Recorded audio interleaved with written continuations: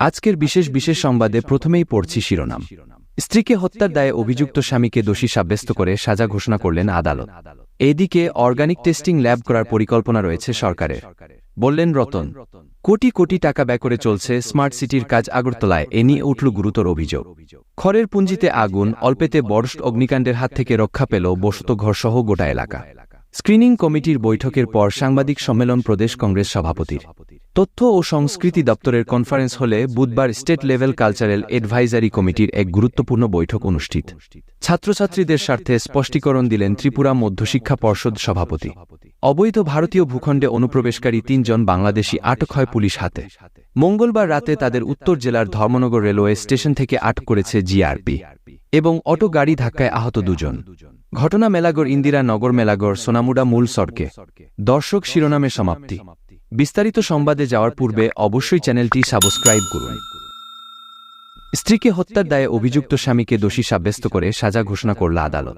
জানা যায় 2020 সালের 8 মে রাত্রিবেলায় ডি নগর থানা এলাকার বাসিন্দা গৌতম চক্রবর্তী তার স্ত্রী অনিমা চক্রবর্তীকে দা দিয়ে কুপিয়ে হত্যা করে।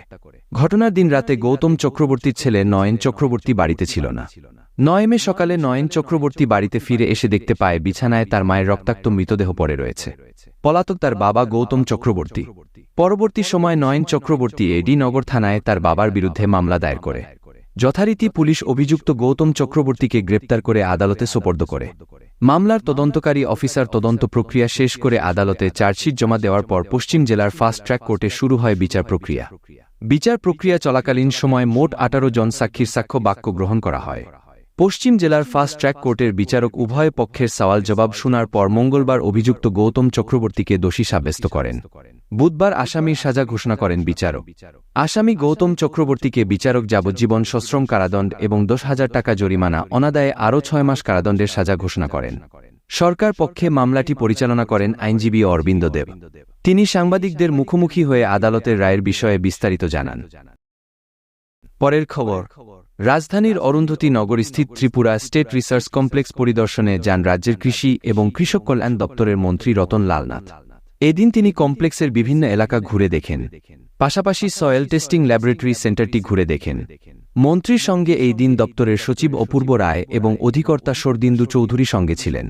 মন্ত্রী সংবাদ মাধ্যমের মুখোমুখি হয়ে বলেন, ত্রিপুরা স্টেট রিসার্চ কমপ্লেক্সে 2 ধরনের ধানের গবেষণা করা হয় এবং গবেষণায় দেখা হয় কোন ধরনের ধানের মধ্যে ত্রিপুরায় কীটপতঙ্গ আক্রমণ কম করবে এবং ফসল ভালো হবে। গবেষণায় লক্ষ্য করে গেছে ত্রিপুরা কালিকাসা ও হরিণারাজন ধানের ফসল ভালো উৎপাদন হবে। দেখা যাচ্ছে এগুলোর মধ্যে ত্রিপুরায় সবচেয়ে কম কীটপতঙ্গ আক্রমণ করবে। কৃষকদের দ্বারা এই ধান সবচেয়ে বেশি ভালো চাষ হবে। এর পাশাপাশি 5 ধরনের শস্য গবেষণা করা হয়। 1,73,806টি শস্য গত 6 বছরে এই গবেষণা কেন্দ্রে গবেষণা হয়েছে। ধানের সিড টেস্টিং করা হয় এই গবেষণা কেন্দ্রে। এই গবেষণা কেন্দ্রে মোট 3,441টি পরীক্ষা করা হয়।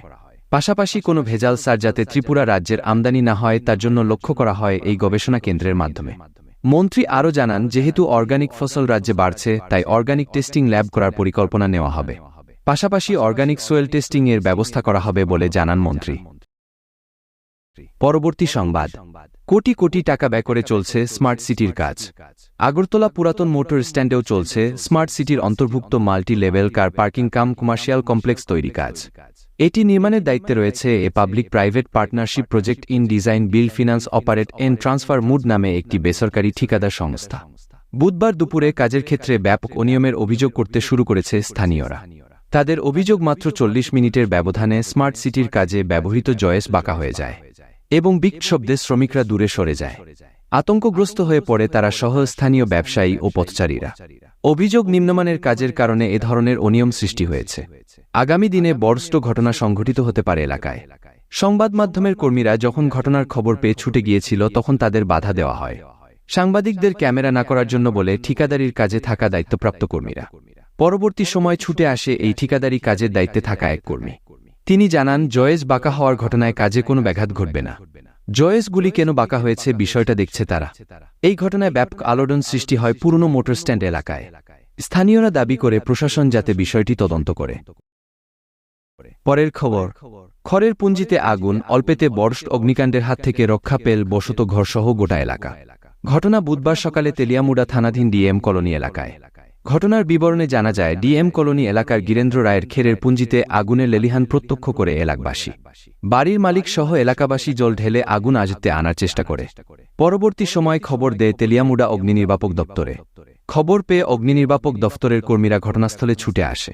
মুহূর্তের মধ্যেই আগুনের লেলিহান গোটা বনের পুঞ্জিতে ছড়িয়ে পড়ে। পরে দমকল কর্মীরা এবং এলাকাবাসীরা যৌথ প্রচেষ্টায় আগুন নিয়ন্ত্রণে আসে। পরবর্তী সংবাদ। মঙ্গলবার দুদিনের সফরে এসেছিলেন এআইসিসির ৩ সদস্য স্ক্রিনিং কমিটি। কমিটির চেয়ারম্যান হিসেবে উপস্থিত ছিলেন রানা কেসি সিং, সঙ্গে ছিলেন জয়বর্ধন সিং, আইবেন ডিসুজা। মূলত 2টি লোকসভা নির্বাচনের সামনে রেখে স্ক্রিনিং কমিটি রাজ্য সফরে এসেছিলেন।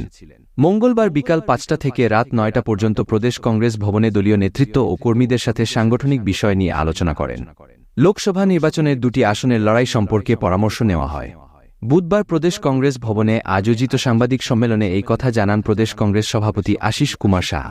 রাজ্যের বর্তমান পরিস্থিতি নিয়ে বৈঠকে নেতৃত্বদের সাথে স্ক্রিনিং কমিটির আলোচনা করেন।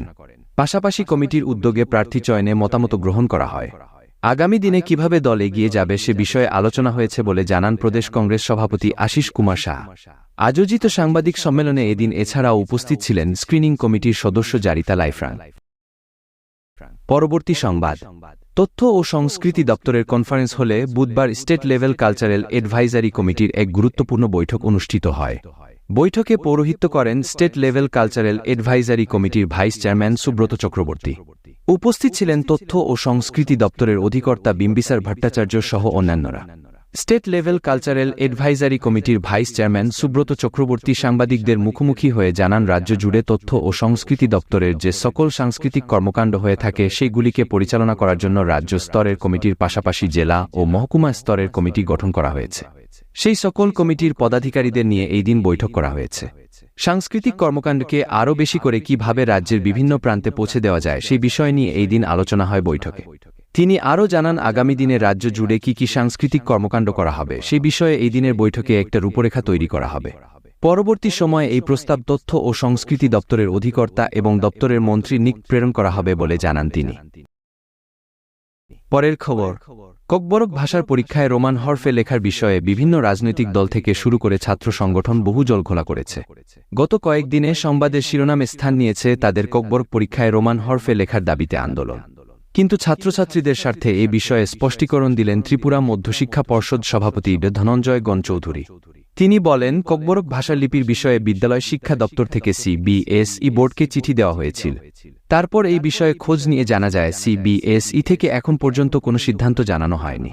এই অবস্থাতে ত্রিপুরার মধ্যশিক্ষা পর্ষদের কোনো সিদ্ধান্ত নেওয়ার ক্ষমতা নেই। তাই যতক্ষণ না পর্যন্ত সিবিএসই থেকে কোন চূড়ান্ত সিদ্ধান্ত না আসে ততক্ষণ পর্যন্ত ত্রিপুরা মধ্যশিক্ষা পর্ষদে প্রথম থেকে যে ব্যবস্থা চালু আছে সেই ব্যবস্থা চালু থাকবে।